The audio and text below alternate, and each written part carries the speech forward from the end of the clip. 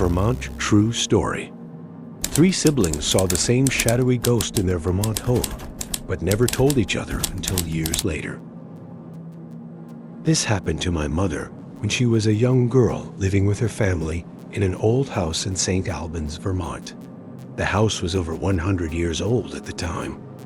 My mother and her sister Michelle slept in the basement, which had been converted into a bedroom for them. They had twin beds that were positioned against the same wall, and from where they slept, they could see directly across to the stairs leading up into the kitchen. My mother says that many nights she woke up feeling like there was something there, and she'd look into the stairwell to see a smoky, blackish apparition floating there in the doorway. At times she said it looked vaguely human, and other times it was kind of blobbish. And sometimes she would see it turn slowly, and it would go up the stairs and vanish. Being only 10 or so, she'd get scared and cover her head with the covers when she saw it. She'd peek out every once in a while until she didn't see it anymore, and then she'd do something I don't think I would have had the guts to do. She'd run up the very stairs that she saw the thing on to go sleep at the foot of her parents' bed. Why she'd want to go near where she just saw something so freaky, I'll never understand. She never told anyone about the ghost. She said she'd tried explaining to her parents once when it first started happening, and they found her at the foot of the bed, but they dismissed the ghost story and chalked it up to a child's imagination. They never asked her again, and she knew they didn't believe her anyway. She'd just end up in their bed every once in a while, and nobody thought much of it, but it happened frequently, and my mom was witness to it many times before they eventually moved out of the house. Well, one summer, my Aunt Michelle, who used to share that room with my mother, came to visit. We got on the subject of the paranormal, and I could tell Mom wanted to talk about her experiences in the St. Albans house. But before she got a chance to speak, my aunt asked my mother if she remembered the house in Vermont. She asked, "Did you ever see anything strange in the stairway down in that basement?" My mom said she instantly got goosebumps and felt like crying. One, for having validation that it wasn't only her who saw the ghost, and two, because it was just too creepy a revelation. My aunt said it never really scared her, but that she'd see it from time to time. Michelle was a lot younger than my mother. They both agreed that, looking back, they felt the spirit was just watching over them, and generally harmless. The following year, my Uncle John confessed to having seen something in the stairway as well. He was up early one morning, and being the bratty little brother that he was, he planned on going downstairs to wake my mother and aunt up by jumping on them and being a pain. But he said that as he turned the corner and started down the stairs, he saw that black shadowy thing and skidded to a stop, turned around, and went right back to his room. He also never told anyone until that day, but spoke very matter-of-factly about seeing it. Shop's apparitions.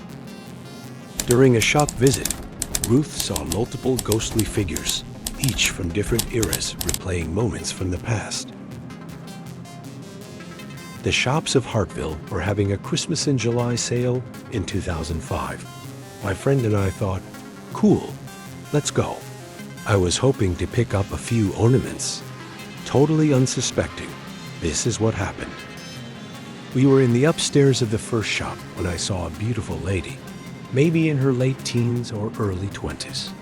She was dressed in an 1800s ball gown of pale blue with her black hair done in ringlets. She told me it was her dressing room and asked me if I liked it. I couldn't see the room as she evidently saw it, so I did not answer her. I actually thought I was imagining it. At the second shop I visited, I encountered a lady who I thought could be from the 1930s. She is the most difficult to describe. She had short blonde hair with curls at the end. Her outfit was gold in color. She acted as though she were rich and definitely did not want me there, touching her things. She gave me a cold stare, but did not speak to me. I avoided her and went to the back of the store. I could see a kitchen area. None of the stuff on sale was there. there was a violent fight going on between a man and a woman. He seemed to have her up against an appliance and was choking and hitting her.